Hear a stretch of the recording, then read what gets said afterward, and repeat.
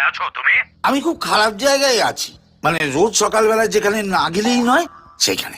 টলিউডের অন্যতম প্রতিভাবান ও বহুমুখী অভিনেতা খরাজ মুখোপাধ্যায় এবার পা রাখতে চলেছেন বলিউডের মেগা প্রজেক্টে। বলিউডের বহু প্রতীক্ষিত ছবি কিংকে ঘিরে দর্শকদের উৎসাহ তুঙ্গে। শাহরুখ খানের কামব্যাক ম্যাজিকের অপেক্ষায় যখন অনুরাগীরা, তখনই সামনে এলো আরও একটি বড় খবর। এই ছবিতে শাহরুখ খানের সঙ্গে অভিনয় করতে দেখা যাবে বাংলার জনপ্রিয় অভিনেতা খরাজ মুখোপাধ্যায়কে। দীর্ঘদিন ধরেই বাংলা সিনেমার অন্যতম দক্ষ অভিনেতা হিসেবে পরিচিত খরাজ।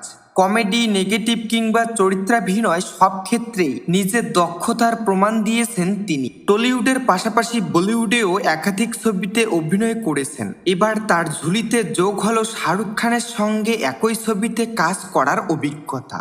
সম্প্রতি কিং এর শুটিং শেষ করে মুম্বাই থেকে কলকাতায় ফিরেছেন খরাজ মুখোপাধ্যায়। এক সাক্ষাৎকারে তিনি জানান, শাহরুখ খানের সঙ্গে কাজ করা তার কাছে অসাধারণ অভিজ্ঞতা।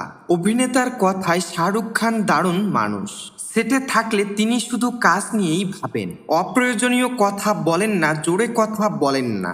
গোটা ইউনিটও অত্যন্ত শৃঙ্খলার সঙ্গে কাজ করে।